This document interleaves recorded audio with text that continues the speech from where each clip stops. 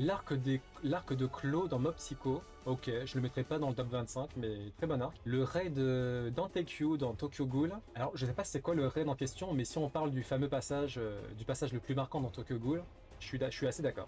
L'incident de Shibuya dans Jujutsu Kaisen, enfin l'arc de Shibuya, je suis assez d'accord. L'arc de Shibuya quand même. Avant l'arc de Shibuya, Jujutsu Kaisen j'aimais bien, mais j'étais pas en mode voilà. Maintenant l'arc de Shibuya, il m'a marqué à vie. L'arc de L dans Death Note, évidemment. Je le mettrais même plus haut, l'arc de L. Protoporus Nightmare dans Usogi, je connais pas.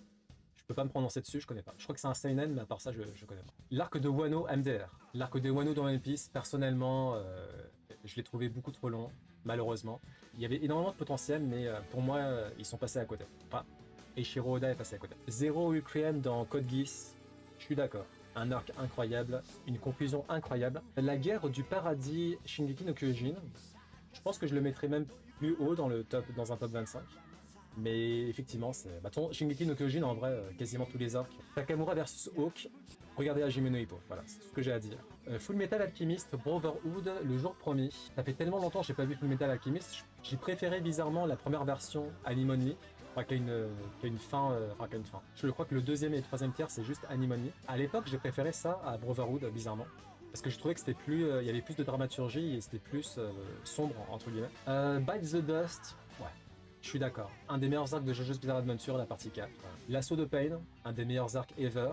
La conclusion, malheureusement, il n'est pas allé jusqu'au bout, voilà, de la dramaturgie notamment, mais c'est pas grave. L'arc de Chimera Hans dans Hunter x Hunter, masterpiece, absolute cinéma.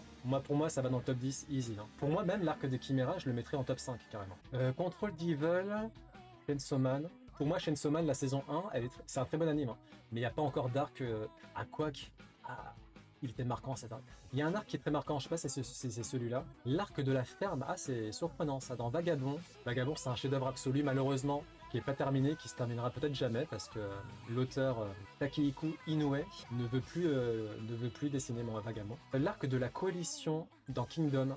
J'ai toujours pas vu Kingdom, honte à moi. Le poker machin, Usogi, putain mais Usogi, c'est si bien que ça ou quoi? Ruanine Monster, alors Monster pareil, ça fait très longtemps que j'ai pas vu, mais je pense que je serai d'accord. Joey versus Mendoza, j'ai pas vu Ashitano Joey, mais bon, c'est un manga culte, j'imagine qu'il a sa place. Le retour à Shiganshina, Attaque des Titans, je suis d'accord. L'arc de la ferme dans Vinland Saga, je suis d'accord. Golden Edge Berserk. Golden Edge, je le mettrais même en top 3 hein, dans Berserk.